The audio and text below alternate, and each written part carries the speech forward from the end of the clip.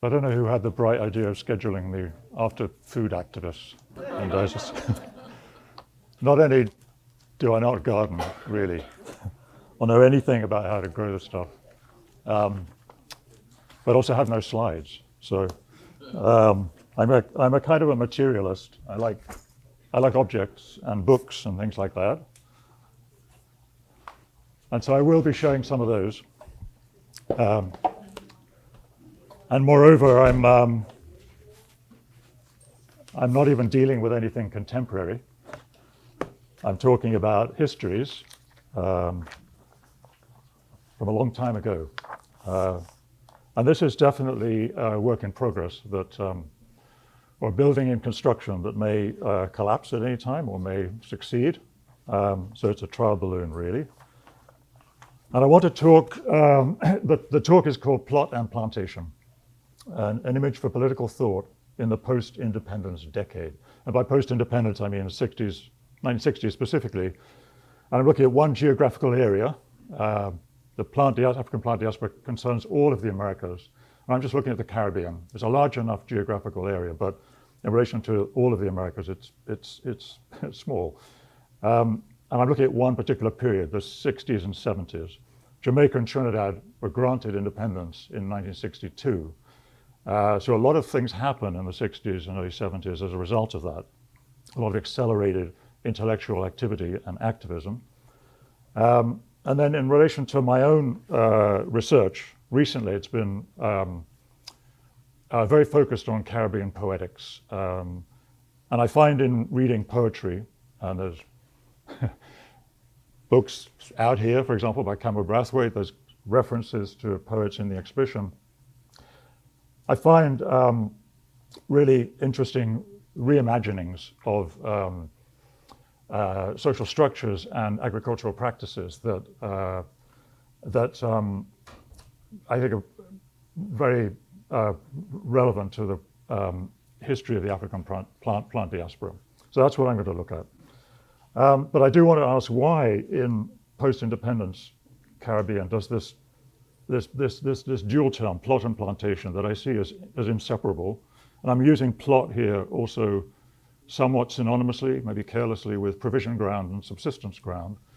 It is the area of land that was farmed by enslaved people, granted them somewhat unwillingly by enslavers, against the much larger proportion of land that was given over to the plantation.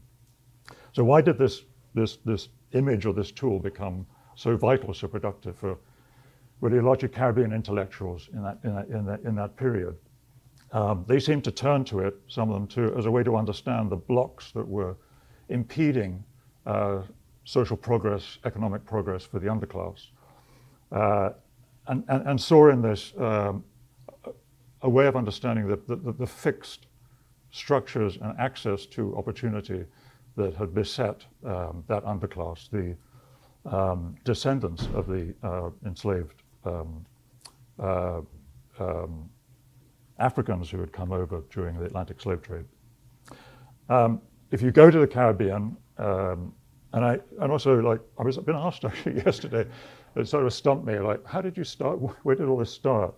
And I don't really have a clear answer, but I do want to say that half of my family is from the Caribbean. So my mother was Trinidadian. And so I have gone there as a child. And lately, I guess, I've tried to address that history in different ways. What does that history mean? Why did no one in our family really talk about it? What can I find out about it? And the more I look into it, the more extraordinary it is, this history of slavery and everyone who was involved in it, and the more vital, of course. But if you go to the Caribbean and you look around some of these islands, my particular ancestors were from Nevis, St. Kitts Nevis. It's the Eastern Antilles, fairly northeastern in the Caribbean. My remote ancestors, and then they moved down to St. Vincent and then Trinidad. You see residues of the plantation economy in the landscape. So there's a kind of haunting that takes place. As I think of it as a kind of the demolished mills, partially demolished mills, the old plantation houses, which are sometimes tourist attractions. In fact, one that my ancestors owned, called Golden Rock, is a hotel, has been a hotel for some time, which is kind of bizarre. But, and it was more lately owned by Bryce and Helen Marden, who were very, well, Bryce Marden recently died, but very famous painters based in New York. But I think that I really like the term that Raymond Williams, who's a Welsh sociologist, came up with, called structures of feeling. And Williams was trying to better understand the relationship between culture and the economy. He was a Marxist. He was trying to understand not to address this relationship in too simplistic a way. And so he was looking at the Welsh mining novel and was trying to understand, by structures of feeling, he meant everything about the experience of being in a particular landscape, in that case, the Welsh coaling mining landscape, that gave you a sense of who you were, what your history was, and how you could deal with the challenges of the present. And he wrote about this, structures of feeling. We are talking about characteristic elements of impulse, restraint, and tone. That's a strange combination of words. Specifically affirmative elements of consciousness and relationships, not feeling against thought, but thought as felt and feeling as thought. And that's just a wonderful conjoining, I think, of what are usually considered separate. But if we take that concept of structures of feeling and rethink it through the Caribbean, could we consider them as structures of trauma, let's say, or structures at the very least continuing unease within that landscape, confronted by these remnants of the plantation economy and of the plot, and more so because we don't generally have the plots of subsistence grounds generally are not visible, right? So those histories are not visible. What I want to talk about today is how some writers, Brathwaite amongst them, have focused on trying to make them visible. But of course, the legacies of the plantation remain visible. Just a long history of this image of plot and plantation. It seems to me partly a kind of condition. So it is, of course, a physical entity. There were plots of land that were allocated to enslaved people. And if you think of it as being on a seesaw, you'd have the huge weight of the plantation, could be 95% of the available land, on one side of the seesaw, and the plot, which would be like at most an acre per enslaved person. And so the imbalance is extreme. But also on the side of the plot, there was no time for the people to really farm those areas adequately. They were put to work in the fields the majority of the time. Actually, Jason told me last night about midnight gardens, and I think this is a fantastic term because very often the enslaved people had to go, often walking 10 miles to their plot in the hills in the night because they were not given any other time to farm it otherwise. So lack of time, but very diverse crops. So the diversity came from partly from the plants that came over during the slave trade on the ships, which were to feed crew, enslaved people, livestock. And I do like the stories of seeds being smuggled by Africans and planted once they arrived. And I think whether we think of that, we can think of that literally, but also think of it in a way, knowledge, if you like, was smuggled or brought with them. And that knowledge was vital in terms of maintaining a diverse horticulture in the Caribbean. The plot agriculture was for subsistence. It was for nutrition. These were proper food plants that were being grown. And this African legacy of crops, methods, recipes, and cures, of course, because many of these were used for medicines. And it was a permaculture a practice. And on the other hand, the plantation, entirely run by enslaved labor. It was not mechanized. And in fact, the plantation owners frequently resisted any form of mechanization because they wanted the captives to be working the maximum amount of time. They wanted them to be busy. Mechanization could have eased that greatly. So instead of having an ox pulling a cart, you'd have people pulling a cart, you'd have people moving manure, of course, people harvesting. generally, the plantations grew monocrops, and of course, sugar is the most well known. They were luxury crops. They were not vital for sustenance, and they were a speculative crop, speculative financially. So, and the owners of the plantations were frequently absentee. They would be, in terms of the Anglophone Caribbean, back in England, cultivating social status with their newfound wealth. And they would leave the plantations in the management of often unsupervised and cruelly coercive managers. And of course, the land was exhausted. It was not a permaculture. The land was worn out by the monocrop cultivation. So that's just a little bit of background. And I would say that it's that's then, but the legacies continue in different ways. So there remains a lack of good arable land for small farmers to use. There are disincentives to farm. Why continue in an occupation that you, at one time, your ancestors were forced to do, or even you might have been employed at a low salary to continue? And the work, as we've heard from Alan and Dominic, is really hard. Much food was imported, even during the period of slavery, for enslaved people to consume. And it continues to be the case. If you go, I was surprised when I was in St. Kitts that there was a store there that sold goods from Waitrose in England, which is the most luxurious supermarket in England. So all this stuff is still imported. So that there are real impediments to being involved in agriculture there. Plant piracy, the discouragement, so what Jamaica Kincaid calls plant piracy. The botanists who came over, if you like, starting with Sloane, Marion, who is, well, she was here, but Marion, Sibylla Marion, these people were there to, in Jamaica Kincaid's mind, to steal plants and knowledge, take it back to the metropole, the mother country, for profit, whether for medicine or to see if these crops could be grown for profit in Europe, or collected for profit. There are continue to be extreme wealth inequalities. And reading accounts of the rise of black power in Jamaica and Trinidad, one of the complaints of the activists was that the businesses were held in a minority of families who were all white. And in their eyes, white families included Syrians and Chinese. So, but in any case, the wealth was and continues to be held by a small group of people. There's foreign ownership of industries. The ongoing sugar industries in the 60s and 70s were really run from overseas. And the bauxite industry, which is a big deal in Jamaica, is owned, it has foreign ownership. And although the salaries paid to the bauxite workers are higher than those paid in the sugar industry, it's still considered by many in Jamaica as an exploitative industry.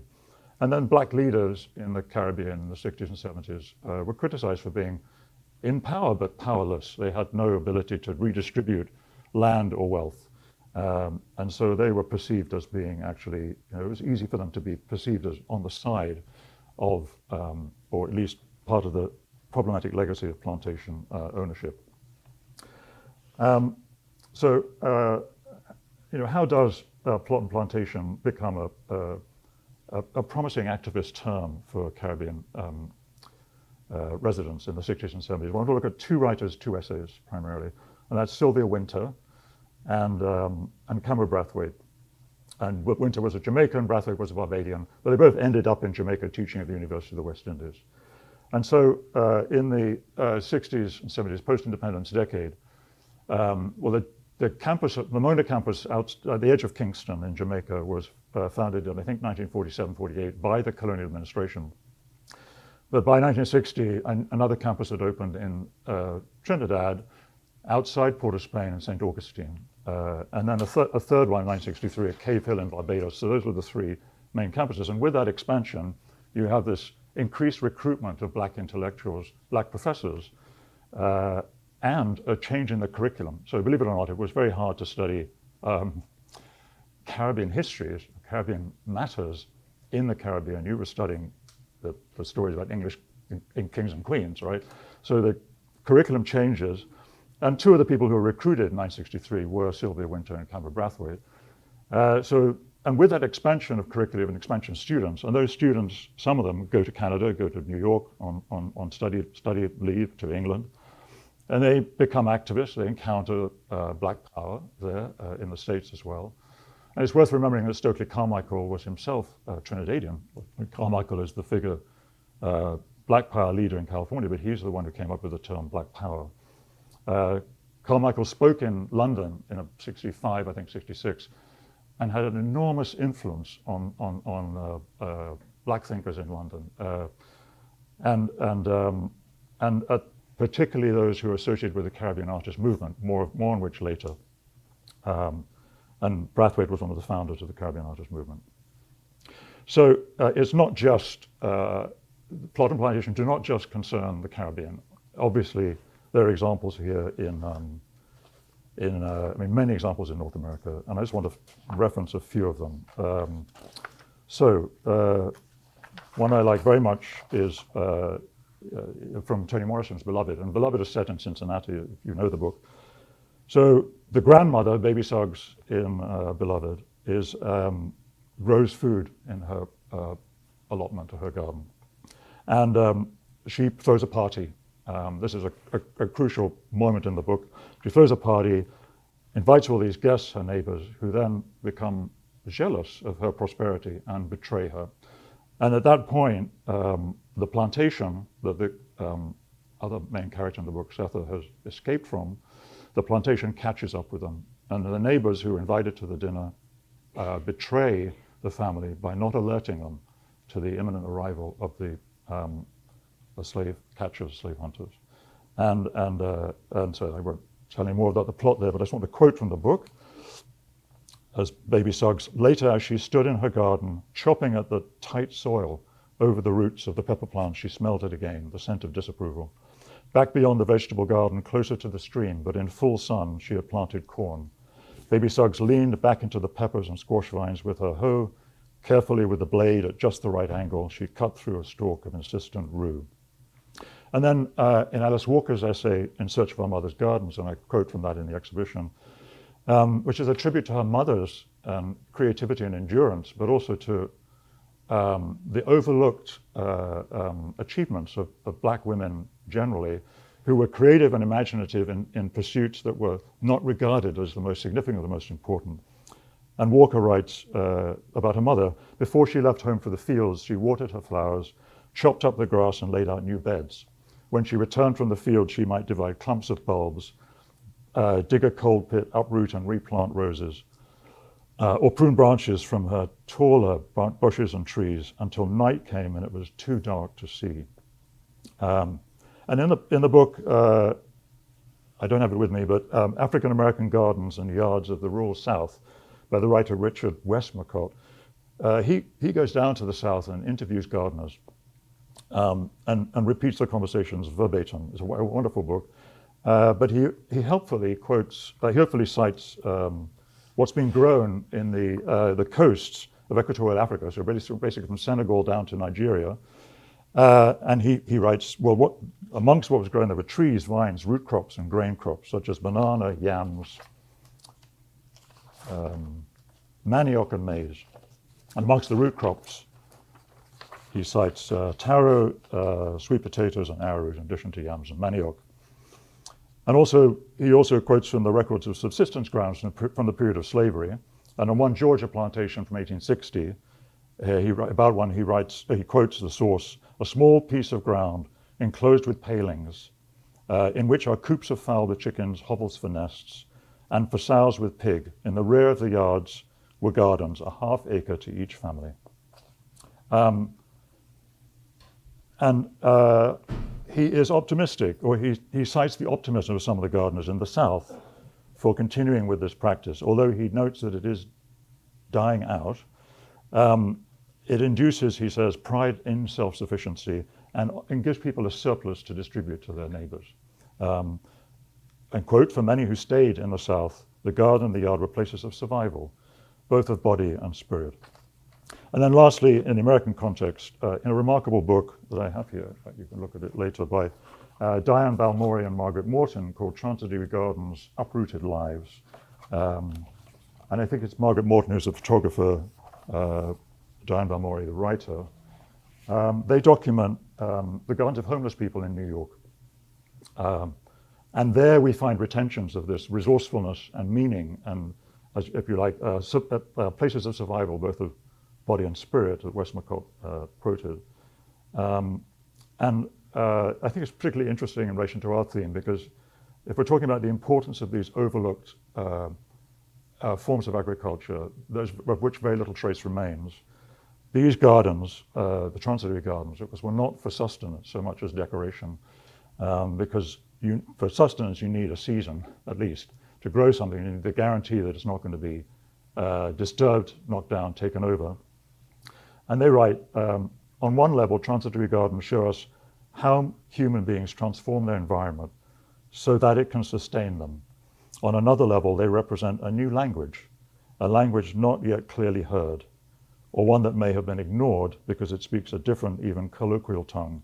Perhaps through them, those gardens and those gardeners, we can learn what a garden is. And of course, we have tons of records of gardens created by people who had wealth and who could either commission studies of the gardens or commission documentation of them, and of course could employ poorer people to create the garden and to manage it. But we do not have that same evidence from, apart from what Margaret Morton photographed and Diane Balmori wrote about, but nor from the provision ground. So I feel there's an analogy between them. So Sylvia Wynter, who's now 96 years old, amazing. So she was born in Cuba, but her Jamaican parents moved her back to Jamaica when she was 2 years old. She was one of those very talented Caribbean scholars who was successful in getting a scholarship to study in England at university. So she did her BA and MA at the University of London. She studied Hispanic literatures, particularly Spanish, modern languages, particularly Spanish. And that was in the late 40s. And the same happened to Brathwaite. He a few years later, he got a scholarship to study history at Cambridge. She was a dancer, a novelist, a playwright, primarily known as a theorist now. And she danced for a year with Bosco Holder, who was a Trinidadian choreographer and painter, amazing figure actually, who was in London for a while. So just for a year though. And then she married another writer, Jan Carew, and with Carew moved to Guyana, which was then British Guiana. And then in '63, she got the job at the University of the West Indies, Mona campus. And there she taught Hispanic literature. But it wasn't for long, because in 1974, she was recruited by UC San Diego. And then in 1977 as a professor at Stanford, where she taught until she retired. And there she was chair of the Department of African and Afro-American Studies, as well as teaching in the Department of Spanish and Portuguese. So the essay, John Canoe in Jamaica, that's spelled Jonkonnu, which refers to a dance, an indigenous dance that she understood. She really wanted to examine its origins and its choreography. But the premise of that essay is it's written on John Canoe, but it deals with a whole lot else. It is published in Jamaica Journal. The idea of the farmed plot, the plot of land, being a source of resistance is something she works out in relation to folk culture. So for her, the plot is a source of history and memory, but it's an important source of resistance. And I suppose one of the things I have in common with Dominic and Alan is that I refer to the term guerrilla twice in this essay, and it comes from Sylvia Wynter. And this coincides with the urgency in the 60s of establishing stronger, clearer forms of national identity in the post-independence Caribbean. So, and for this, writers like like Sylvia Wynter turned to folk culture to try to articulate what that had been historically. But of course, it also includes music. So, she quotes a writer from the 1600s called John Taylor, who was probably a ship's captain. Right? writing in 1685 of the transactional formation of provision grounds in Jamaica. And he writes, "When a planter hath purchased some 20, 30 or more Negro slaves, he first gives to each man a wife, without which they will not be content or work. Then he gives to each man and his wife an half acre of land for them to plant for themselves, maize, potatoes, yam, etc., which land they clear, and in brackets, in their leisure hours," which is important, as if the word leisure was appropriate, "and build them a wigwam on it, a shelter, and then plant it as fast as they can." Then she also quotes Hans Sloane from the book behind me, who writes, "They have Saturdays in the afternoons and Sundays for the culture of their own plantations, to feed themselves from potatoes, yams, and plantains, etc., which they plant on ground allowed them by their masters." And so, however compromised we might feel reading these kinds of books, these books, these legacies of slavery and plantation economies, this is something I try to address in the video. We still read them because they confirm for us, even if inadvertently, the kind of vitality that enslaved people had to develop alternative cultures that could withstand the pressures of plantation logic. And Winter writes in her essay, John Canoe, "The African presence rehumanized nature," she says, "and helped to save his own humanity against the constant onslaught of the plantation system by the creation of a folklore and folk culture. Folklore represents the attempt to prolong and recreate a system in which the community and the society and the social order is primary. Folklore was the cultural guerrilla resistance against the market economy." And then moving on to the main essay I want to talk about with Sylvia Wynter. It was from 1971 and called Novel and History, Plot and Plantation. I always forget the novel and history bit and think of it as plot and plantation. And she opens with a really desperate set of questions. What in our context is the novel? What in our context is history? What is our context? And then she points everything to the plantation as answering those questions. She said, "For the Caribbean was planted not just with monocrops, but with captives, with enslaved people who were brought over and set down. And in the sense of one financialized resource, enslaved people serving another, sugar." And so she says Caribbean novels are born of the same situation. If they are working properly, they deal with the untold stories that come out of that economy. And so we read these novels, the better ones, to understand the histories that have been obscured and to question the way in which the colonizers and plantation owners may have been shown in more favorable light. And so in this way, the word plot with Wynter flips, I'd say, between fictional narrative and provision ground. So you have the agricultural plot and the narrative, the story, with both of them making stories available. If only we can read them or imagine them, following their erasure. And for Wynter, I think like Donna Haraway, who says, well, as humans, our future depends entirely on the stories we can create and tell. For Wynter, storytelling makes us a different kind of human from human beings who are motivated solely by for economic reasons. And I think Wynter's doing a number of things in this essay. She's fending off a group of writers who opposed, and these are other Caribbean writers, who felt that they should not be addressing slavery, should not be addressing these histories of black residents of the Caribbean, should not be dealing with politics, should not be engaging in radical political narratives, should not be using patois in their writing, and definitely should not be addressing African legacies and folk culture, and should instead be oriented towards European models. And I suppose V.S. Naipaul would be the best example here. And this was a moment of crisis in Caribbean arts. And writers like Wynter and Brathwaite, who were asserting an authentic West Indian culture, had to deal with this kind of criticism. And in fact, in a conference in 1971, the Association for Commonwealth Literature and Language in Jamaica, they were criticized. There was a huge falling out between these communities of writers, and they were called, during the conference, cultural guerrillas, and that's the other spelling, Gorillas.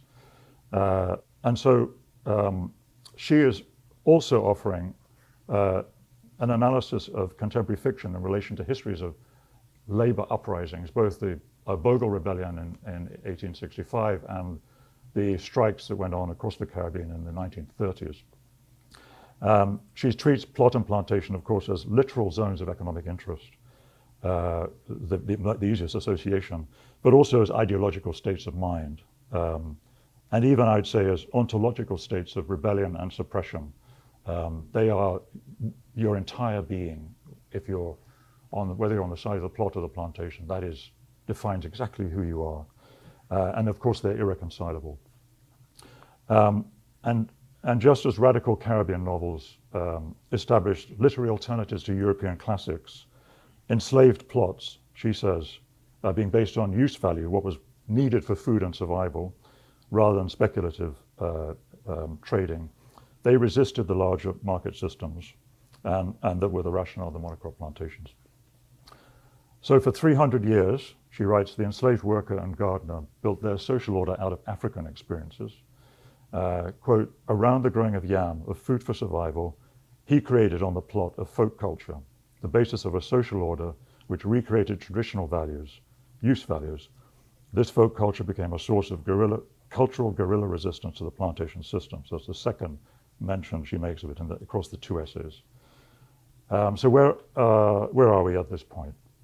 So the term plot has been changed, I'd say, by Winter from a powerless, undervalued, forgotten location where vital plants to a location, to a resource where vital plants and knowledge and Caribbean identity can grow.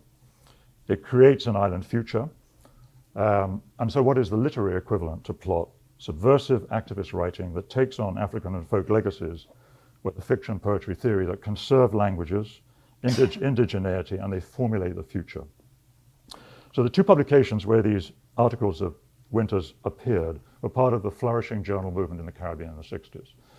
And we may see this starting, well, I don't know the history properly, but one way of seeing this starting might be with Aimé and Suzanne Césare's journal Tropique in Martinique, and Aimé and Suzanne Césaire were living in Paris before they returned to Martinique at the outbreak of the Second World War. And Tropique was committed both to negritude and surrealism because Césaire both had been involved in the surrealist movement in Paris. But all these journals to different degrees were focused on new ideas about national identity and urgent political and cultural objectives. So another one, an important one, a little journal, was BIM. BIM is a kind of colloquial term for Barbados, obviously published out of Barbados, and the main editor was Frank Collymore, another writer. And Cameron Brathwaite's early writing is published in this journal. This one is from 1958, and he publishes a poetry set called Sappho Saki's Meditations here. And Jamaica Journal, which Winter was publishing in, I don't have that issue, but I have another one, Jamaica Journal. This was a publication of the Institute of Jamaica, and it's probably a bit like the Smithsonian Institution here. She was one of the founders of this journal. And in this journal, it deals with, it's less obviously activist. It deals with art, fiction, poetry, history, not politics. Although Winter's writing for the journal, it engages with a really profound anti-colonial critique under the guise of talking about a traditional dance form, John Canoe. And then Sabaku, there's one issue of Sabaku here. This is one I'll quote from later, but beautiful cover. This was the journal founded by Cameron Brathwaite when he returned to Jamaica from London in about 1970, and is considered the journal of the Caribbean artist movement, and is really a literary journal, though it did move also into political commentary. And then, so Sabaku was a journal. The Caribbean artist movement was at the time largely overlooked in London because it just brought together Caribbean artists and writers, expatriate writers, who did not necessarily even know of each other in the Caribbean because the islands are so spread out, so small, that it just wasn't easy at all for them to connect with one another. But in London, they realized just how much they had in common, and it was fairly easy for Brathwaite and Andrew Selke and John LaRose. John LaRose and Sarah White founded very important New Beacon Books in London around the same time. So those three writers and publishers formed the Caribbean artist movement out of these intellectuals, expat intellectuals. And a huge amount of commentary and activism was generated there. They engaged with Black Power, not always in the friendliest way, but the visit to London of Stokely Carmichael fueled black students in London to oppose much of what the Caribbean artist movement were doing. But I'd say the debates between the two groups were very productive. And Savaku was founded when Brathwaite returned to Jamaica, so kind of out of the University of the West Indies. And then the other thing I would just say is that the students were also publishing journals. I mean, here's another one actually is very important for Caribbean letters, Caribbean Quarterly. This one is from 1956, I think, Trinidad Carnival issue. But the students themselves were publishing journals, and they were very impactful politically. This is one called Abeng, and this was a weekly newspaper that really was considered a Black Power journal. And I'll just read a little bit from this to show you how, at this time, there was a tremendous focus on the legacies of the plot and plantation. And so they write in this sort of lead article, which actually was called Ministry of Land Hunger, right? This is very critical of Black administration in Jamaica at the time. The small farmer has always been and must continue to be in the lead in our struggles to overcome. They must continue to create a revolution on the land if we are to break the stranglehold of the plantation. The real problems of the small farmer are exposed by a look at land distribution in this country.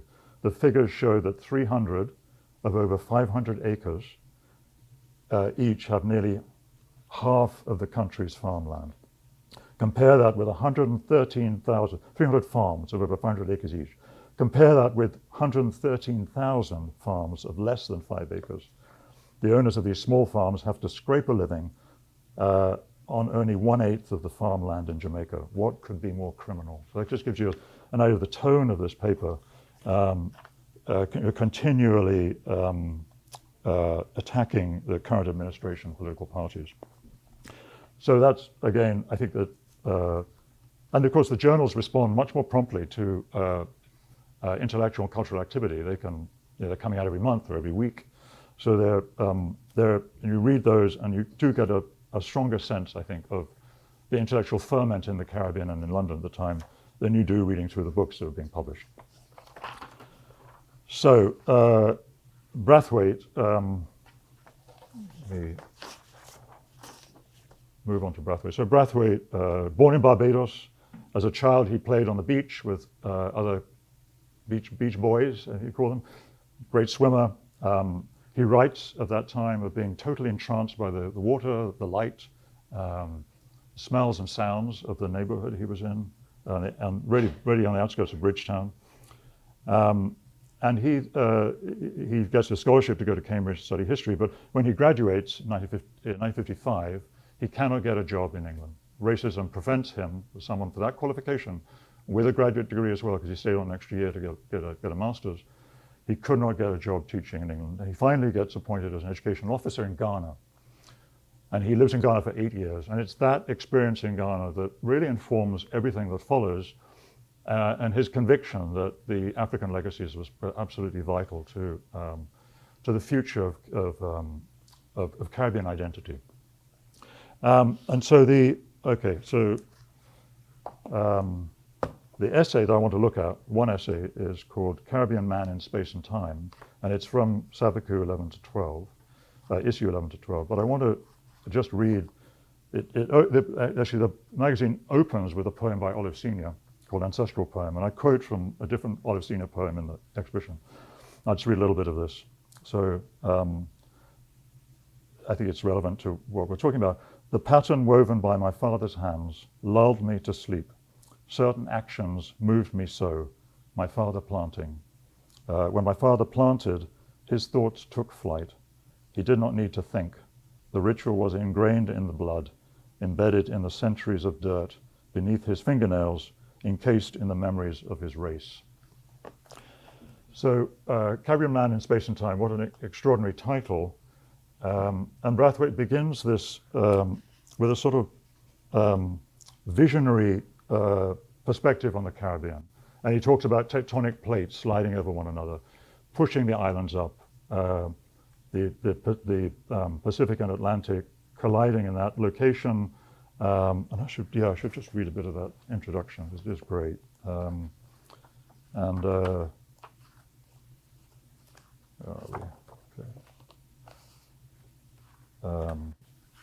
Okay, so archipelago. This is very unusual. I mean, so this essay incorporates a number of different ways of writing. But anyway, archipelago, fragments, a geological plate being crushed by the Pacific's curve, cracking open Yucatan, the Arctic North American monolith, hence Cuba, Hispaniola, Puerto Rico, continental outriders and the dust of the Bahamas, Atlantic Africa pushing up the beaches of our eastern seawards. And I think for Brathwaite, this rhythm also evokes for him the calypso music form. And the poem that I have quoted here, he often cites as being like the moment when he realized his poetry had to accommodate the musical rhythms of the Caribbean. The stone had skidded, arced and bloomed into islands, Cuba and San Domingo. And he often sings this when he recites it. Jamaica and Puerto Rico, Grenada, Guadeloupe, Bonaire. So, and then he comes up with this extraordinary phrase, the unity is submarine. He uses this several times, 3 times in this essay. And by that, I think in this context, we could think of the water, what joins the islands together is underwater, but also the history is underwater, of course. Breathing air, the societies were successively Amerindian, European, Creole, the Amerindian survival, the European various, the Creole plural. And then 3 words, subsistent, plantation, maroon. And maroon, of course, are the escaped enslaved who were able to form communities in the mountains and forests out of reach of the British troops. And in some cases, fighting the British troops to a standstill in Accompong, northeast of Jamaican mountains. And some of the watercolors were of recipes from Accompong that I photographed when I was there. Multilingual, multi-ethnic, many ancestors, fragments, the unity is submarine, again. Breathing air, our problem is how to study the fragments / whole. So great introduction to actually a complicated essay. Brathwaite's focused in this essay on two unusual terms. So inner and outer plantation, these are his terms. What on earth could this mean? So the inner and outer plantation. He does not talk about plot. He, in a sense, that concept of plot is absorbed into this formulation, this new formulation. And he's looking here for alternatives to mainstream Caribbean sociologies and histories that he feels that in a linear method privilege the European plantation as the determinant of all hierarchies of culture. So even if one is critical of those histories, the methodologies you bring to the analysis come from the very structures that European structures that gave birth to the plantation in the first place. So you have to find other ways of engaging with it. And it's not that for Brathwaite, inner and outer plantation are like flip sides of the same plantation model, like European and African. It's more subtle. There's a trace of that. There's a haunting, but I think the term that's best used in this case is palimpsest, one he likes a lot himself. In one context, do I have it here? I think in the conversations with Nathaniel Mackay, he says, well, we're also writing on the water. We write in a way that just disappears immediately. But palimpsest are writing over without erasing what's underneath. So the plantation itself writes over European and African origins without erasing them. And it's that partial erasure that we have to re-examine. And so an early quote from the essay is this: the inner plantation, here we are concerned with cores, C-O-R-E-S, and kernels, resistant local forms, roots, stumps, survival patterns, growing points. So right at the start of the essay, you have this evocation of agriculture, but an almost, well, devalued, partially visible agriculture, not the plantation agriculture, but one that it promises a future. It's coming up from underground, it's coming up from underwater. So the plant connections are all here. It's about potentiality, what's hidden, it's underground, unnoticed, but still essential for sustenance and survival. But what is the background to this division of inner and outer plantation? Where did this come from? Well, Brathwaite's PhD thesis, when he returned to England in '65, the time he set up Caribbean Artists Association, and he did his PhD at the University of Sussex, Brighton. And that was published, that book was published as The Development of Creole Society in Jamaica, 1770 to 1820. And that lays out how in the Caribbean during slavery, English culture, language, behavior, dress, and food changed in confrontation with African equivalents, those of the enslaved, in spite of the distaste felt for their captives by the enslavers. So the colonizers imagined they remained psychically, spiritually attached to the motherland, to the metropole, but both groups, enslavers and enslaved, changed as they worked to adapt to pressure from the metropole and from difficult local conditions. And this is the process of creolization, of course. The enslaved brought their African knowledge and practices to bear on Caribbean conditions, in particular the plantation. And that forced changes to those retained memories and practices. The European and African legacies don't meet in the middle, but in their adaptations, they exert both centripetal forces, let's say, inward towards the islands, but also centrifugal towards Europe and Africa. And I just say this in a way to just try to evoke the complexity of Brathwaite's analysis. Resistance to this adaptation of creolization was absolutely futile. And we have visitors coming to the Caribbean, recent visitors from Europe, who just comment on how bizarre they find the white colonizers in terms of their behavior, their speech, and their mannerisms. They cannot believe that they've changed so completely from the people they used to be. That's sometimes how I feel when I meet my relatives in the Caribbean as well, who are white.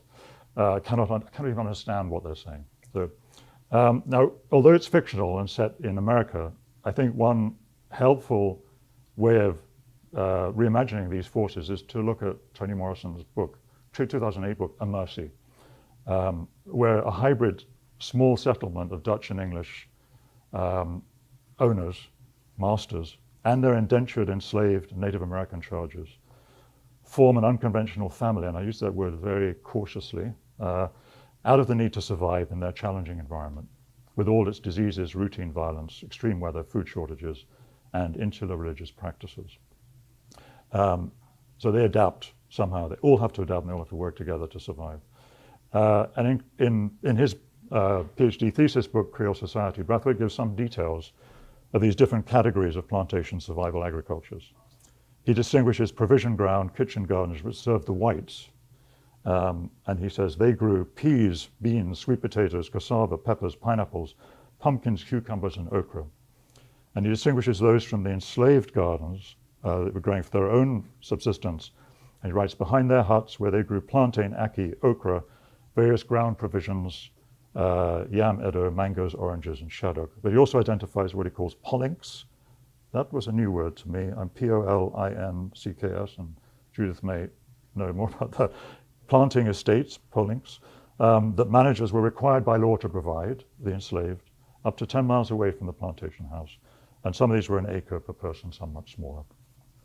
So a lot of Brathwaite's work was focused on African retentions in Caribbean culture. And the marine, submarine, geological, and meteorological continuities between the continents. He writes about the Harmattan, the African Sahara wind, bringing sand across the Atlantic to deposit on the Caribbean islands. And I think initially this was speculative on his part, and it was confirmed later that this was indeed sometimes happening. So he wanted new models to alleviate schizophrenia of Caribbean black citizens whose African pasts and languages have been forcibly eradicated, repressed, and they were forced to assimilate and emulate British culture. It's as if he regards the plot itself as really deeply embedded in island consciousness. So Brathwaite's 8 years of teaching in Ghana before returning to the Caribbean, taking up academic positions, he addresses this legacy in a small pamphlet called Contradictory Omens, published in 1974. And he notes physiological resemblances between, he says, Afro-West Indian peasants and present-day Ashanti and Yoruba. He says the market organizations are the same. Coronation Market, the food market in downtown Kingston. If you ever go to Kingston, do visit Coronation Market. It's an extraordinary place. Is like a copy, he says, of ones in Lagos and Accra. Market sound patterns are the same. Clothing, color, and ways of wearing it and comportment are the same. Gestures are similar, he says. Ways of attracting attention, arguing, bargaining, expressing pleasure, anger, flirtation, ridicule, all are similar. He notes commonalities in cooking. He lists foods that share properties and practices in Africa and the Caribbean. The use of integrating soup, of porridges, fungi, from Angola, funzi, which is a cassava whisked in water, and you dip it in sauces, right?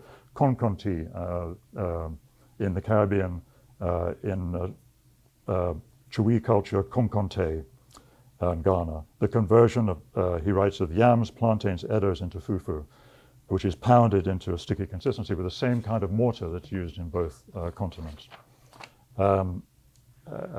Couscous or kuku in the Caribbean, and the preparation of breads like kenke, which is fermented maize dumplings, mostly from Ghana, the equivalent of the Barbadian konke, dakanu, which is a Jamaican tamale, which is the chui dokono, the Ghanaian food, bami, Jamaican cassava flatbread, and akra, Jamaican fritters, and so on. So I want to conclude by just returning to these concepts of inner and outer plantation that Brathwaite raises.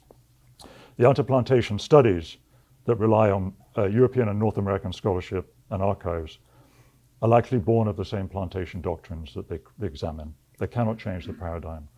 There have to be, he says, other ways of thinking through this historical weight to understand its full impact on the enslaved class. So in a way, those archives are easier to reach. It's easier to conduct that kind of research than the one that's needed. And as metropole anointed, as anointed by the mother country, the methods of outer plantation analysis grew out of the same conditions and institutions that once preserved slavery, the same slavery that they claimed to be studying. The division of land as plantation, provision ground, extreme divisions of wealth, the coercive language requirements, colonial education when it became available, the government and its laws, hierarchies of culture, all of those still act as a weight on those forms of analysis. By contrast, the inner plantation, which needs to be considered, reevaluated, he says, as a recognized approach, it would take as its archive all that is devalued, the oral histories, and in the essay, he just suddenly introduces this extraordinary piece of oral history by a Kumina leader, a woman who talks about her conversion, and she's speaking in Jamaican patois. So just this amazing disruption in the essay. He says, we need to look at those oral histories, the few records of enslaved life, all the practices, and I want to just, I'm interested in material cultures, and I want to practices like obia. And here is a fantastic record cover by the Bahamian singer Exuma, his own painting of a Caribbean deity holding a plant. And on this record is a track called Obia. In fact, the first two records, Obia named tracks on it. So we need to look at this sort of evidence. We need to revisit vocabulary and syntax, belief structures that evolved in enslaved culture in a way to better shield themselves from slavery and colonial rule. And in that category needs to be the plot, and of course the diasporic plants. We need to misread, if you like, accounts of enslaved lives. And one example here I would give is from Sloane's book, the amazing character Rose, who is an enslaved woman who's working around the plantation house. And Sloane is summoned to treat her because Rose has simply stopped working. And she stands there with a broom in her hands, and no one understands why. And when she's instructed to resume her task, she maybe does them for a little bit and then stops. And they presume this is some kind of, I mean, she's not punished for this. Sloane applies medicine, which doesn't work, and she's like this for about a month. And then eventually she resumes her duties. And I like to think of this, and I think it's plausible to think of this as a kind of strike. She stops working, well, it's both probably involuntarily and voluntary, but she knows how to get away with it without being punished.